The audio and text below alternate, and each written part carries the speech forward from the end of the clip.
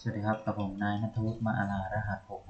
662050026 หลักสูตรวิศวกรรมศาสตร์สาขาวิศวกรรมเครื่องกลปีที่ 3 วันนี้จะมาเขียน Tensile Static Structure 3D ครับ เราก็เข้ามาสู่หน้าตัวโปรแกรมนะครับ จากนั้นก็เลือกเป็น Static Structure ครับ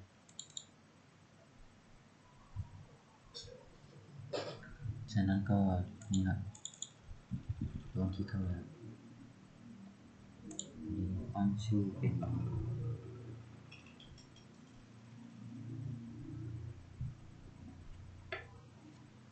User Style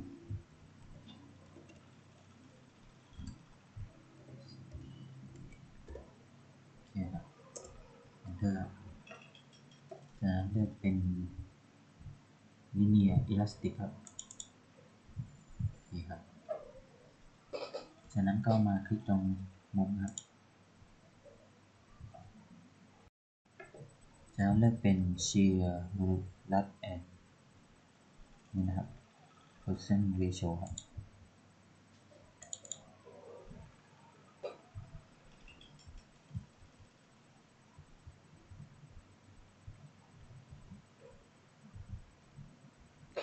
นี่ใส่ครับ 0.28 ครับ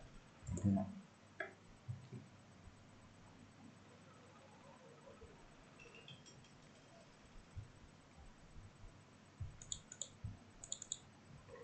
อันนี้ใส่เป็น83ครับ E 9 Enter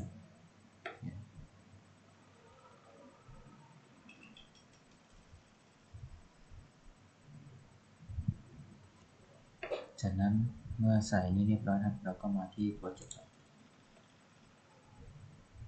กนั้นเลือกเป็น Geometry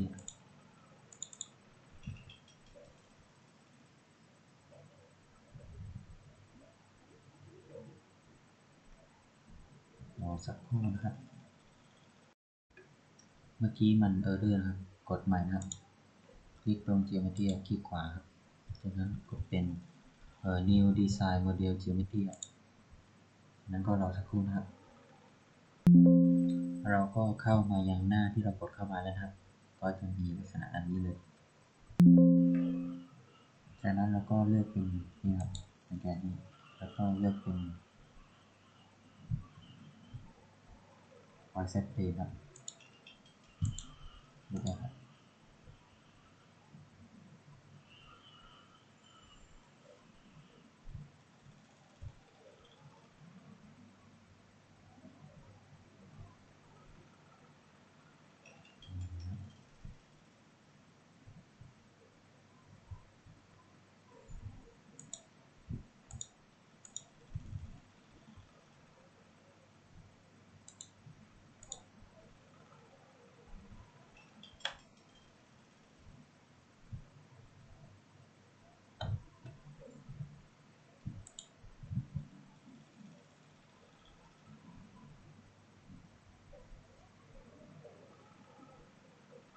เอาใหม่ครับไม่ได้กดหนึ่ง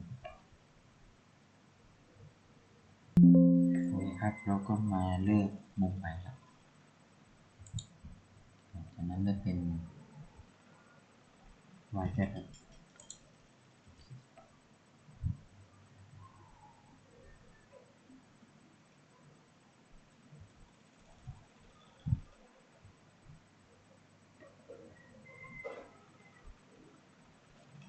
จากนั้นเลือกเป็น Sketching ครั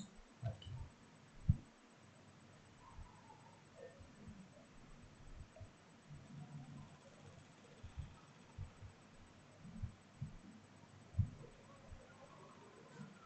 หน่วยนะครับหน่วยเป็น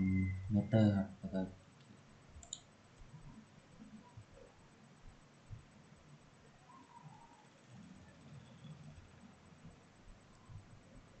จากนั้นเลือกเป็น Cycle นะครับวงกลมมองมา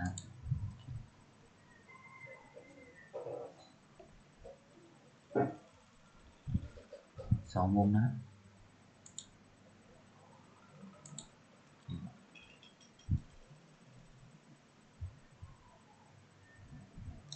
จากนั้นเลือกเป็น Dimension เชียงในโลกครับ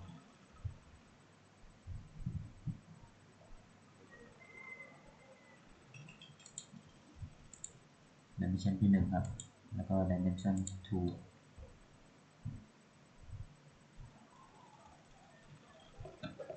d1 ครับเป็น 0.1 ครับมา d2 ครับ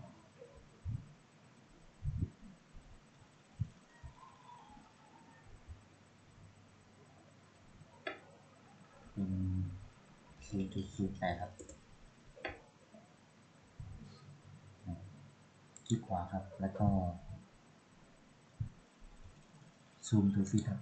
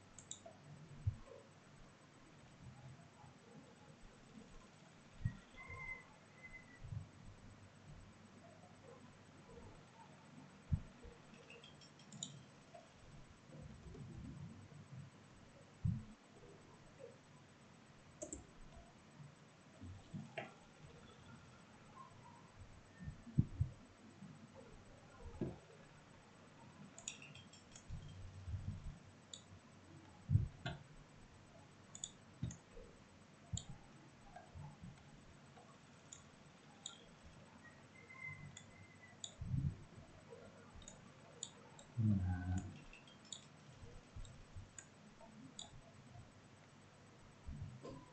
โอเคครับ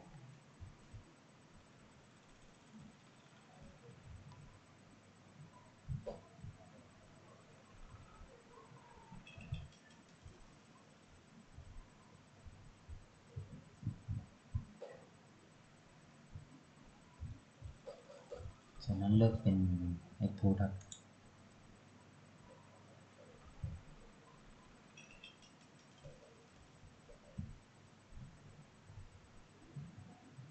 เลือกเป็น sketch 1ครับ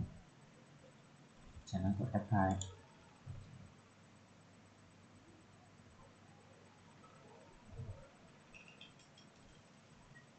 อันนี้ fd1 เนี่ยเลือกเป็น 1 นะครับ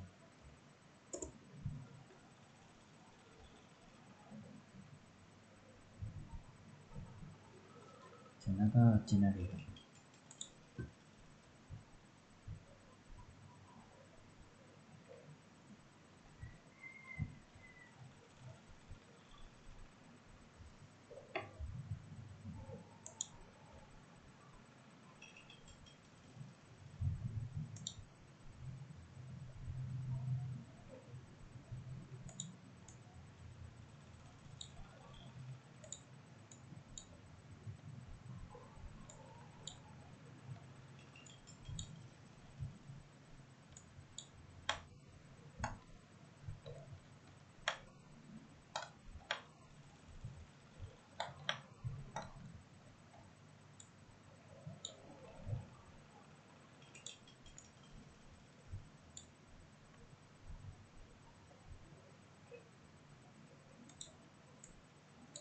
นะครับ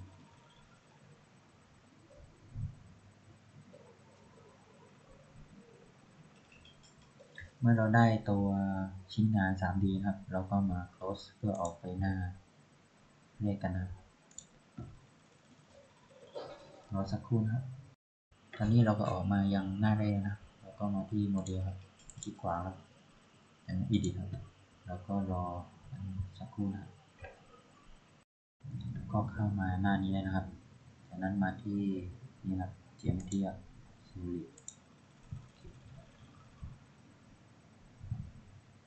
นี่เราก็ตั้งค่าวัสดุไว้เรียบร้อยแล้วนะครับไม่ต้องดูอะไร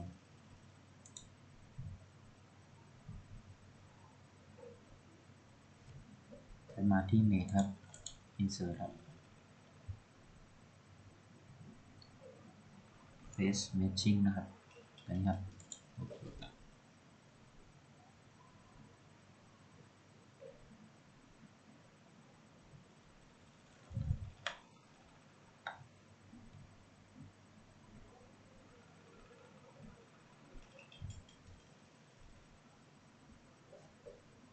จะเป็นผิวนะครับผิวนี้ครับผิวนี้2ผิวนะครับปลาย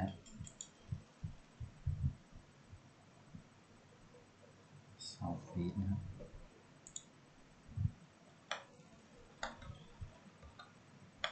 กดคอนโทรลด้วยนะครับผมลืมคอนโทรลครับ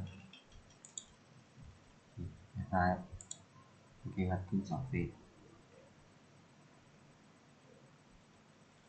ต่อมาก็เป็นเมนนะครับคลิกขวาครับ insert ครับแล้วก็ sizing ครับ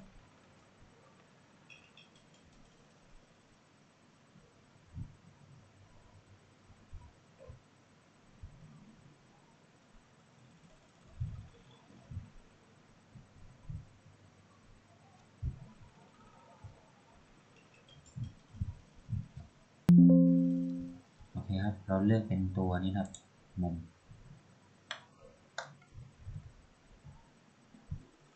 โอเคครับด้านนี้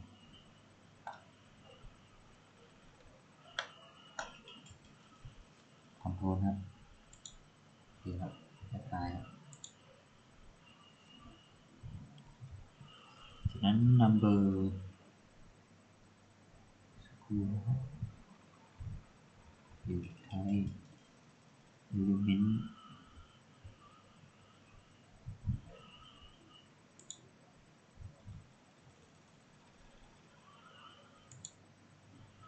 อันนี้เลือกเป็น number นะครับโอเคจากนั้น number of division นะครับ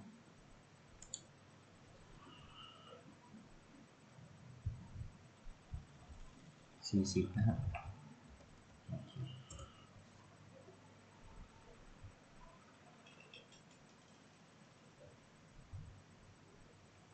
จากนั้นมาที่เมนครับที่ขวาครับ sizing ครับโอเค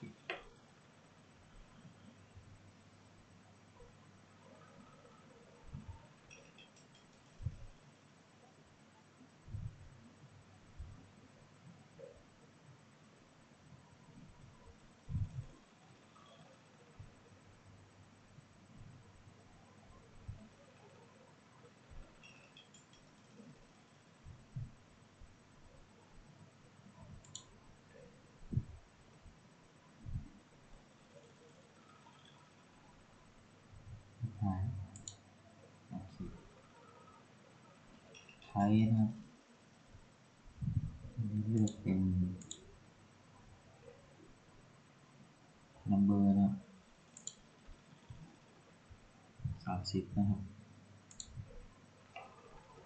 30ก็ได้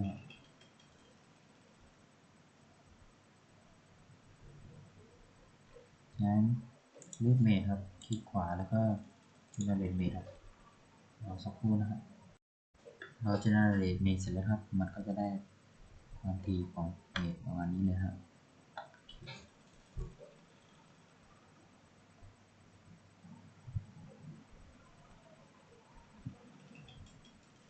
จากนั้นเลื่อนลงมาครับกดบวก static ครับเลื่อนลงมาอีกมันก็จะแสดงค่าโนดนะครับ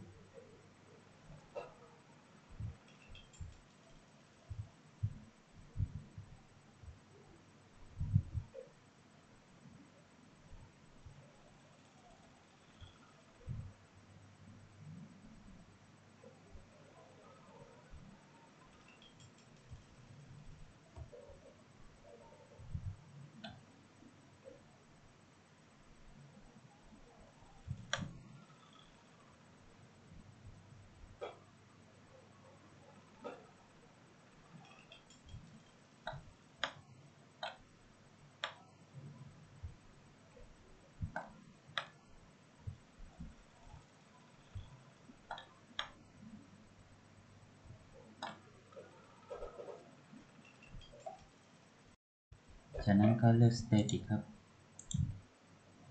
insert ครับแล้วก็ fix support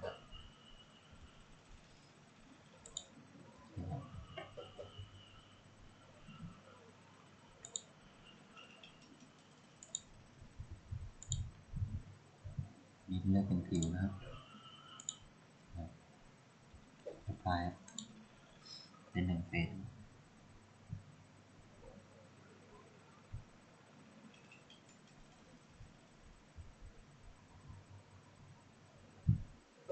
จากนั้นเลือกเป็น static ครับที่ขวาครับ insert แล้วก็ moment ครับ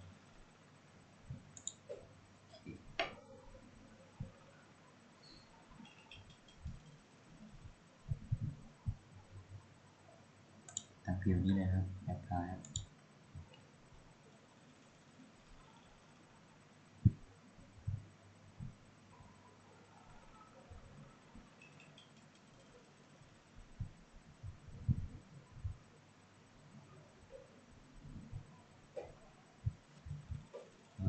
define เลือกเป็น vector นะครับจากนั้นนะ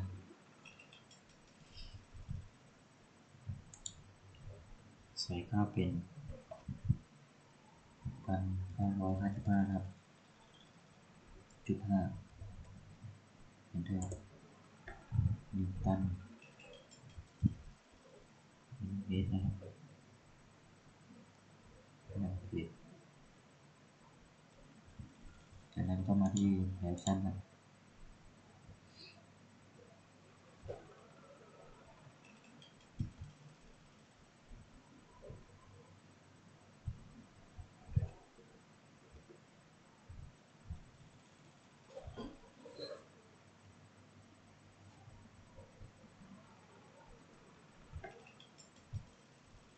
จากนั้นก็ลูกศรเนี่ยปิดให้มาฝั่งนี้นะครับต่อมาก็ apply ครับ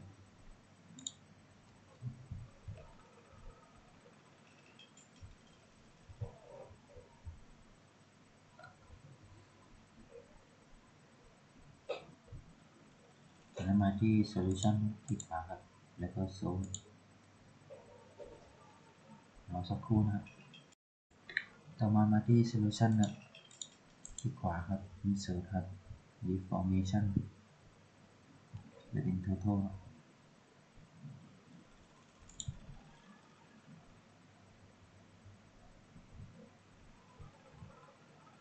ขวาครับแล้วก็เลือกเป็น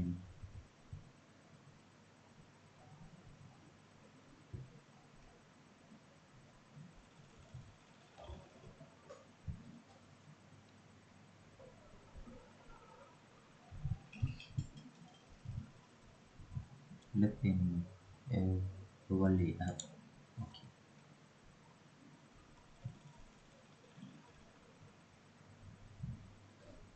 ค่า max min ก็ประมาณนี้นะครับจากนั้นมาที่result ครับอันนี้เลือกเป็น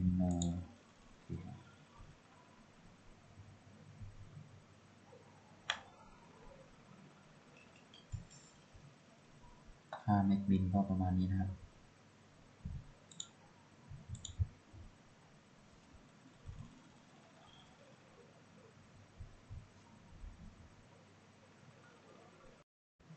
จากนั้นก็มาเลือกsolution ที่ขวาครับ insert ครับ straight ครับจากนั้นมาเลือกเป็น maximum shear ครับ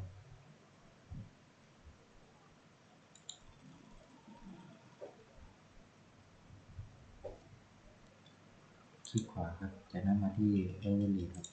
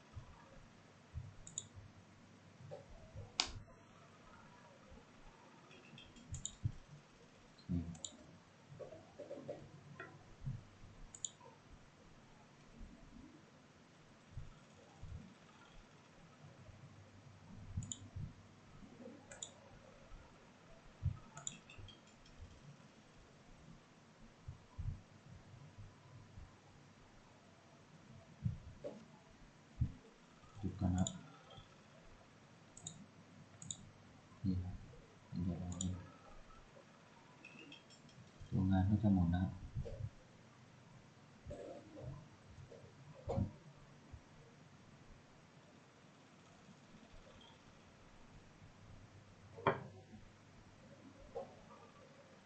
หยุดนะครับโอเคต่อมาที่เมทนะครับแล้วก็ใส่ซิงธรรมดา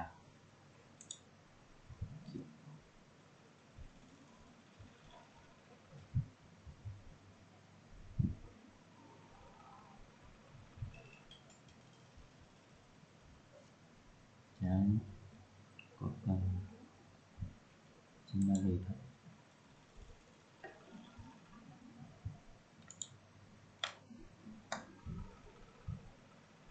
มาที่ solution นะที่ขวาครับก็ก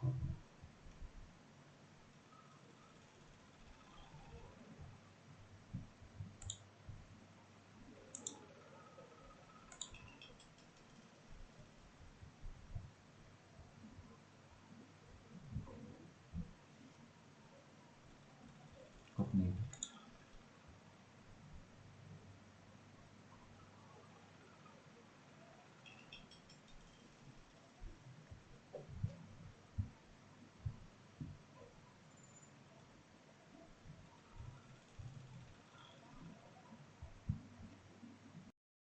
ต่อมาที่เมทครับใส่ซิงธรรมดาครับอันนี้เปลี่ยนเป็น60ครับ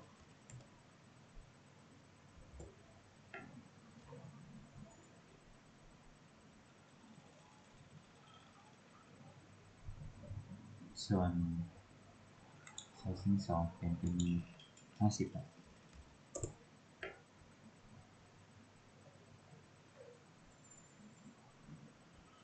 จากนั้นก็เป็น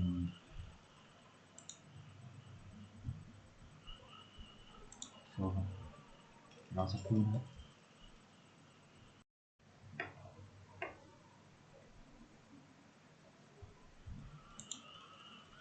โชว์รอสักครู่นะครับ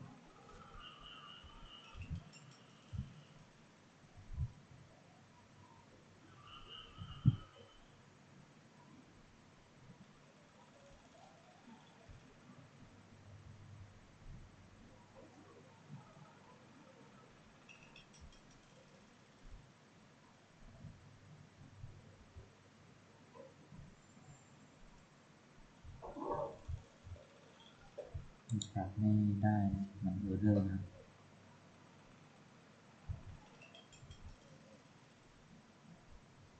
มาดูเมทนะเมทผมได้เท่านี้นะครับโหนดเป็นอะไรนี้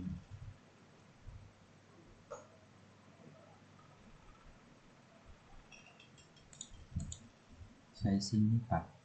นั้นไม่ได้นะใส่ให้ดู50ไซซิ่ง2ก็40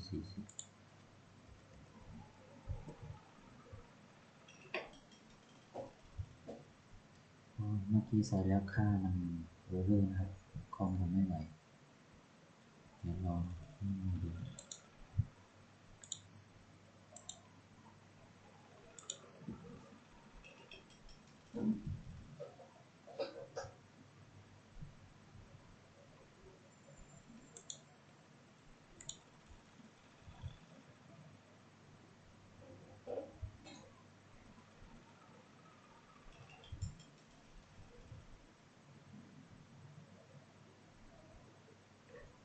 รอสักครู่นะ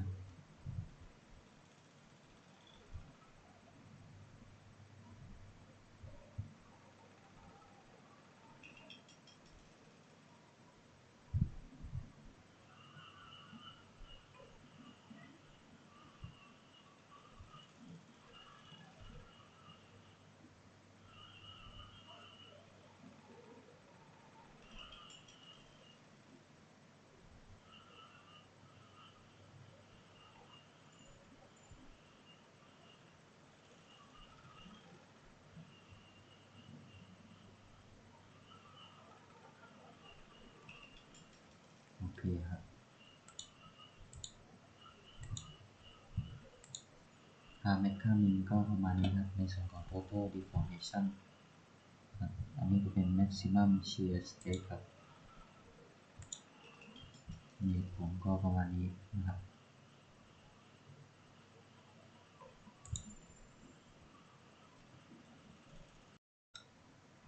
ก็ค่าที่ได้ก็ประมาณนี้นะครับค่าแม็กค่ามินนะครับก็ขอจบการนำเสนอเพียงเท่านี้นะครับขอบคุณครับ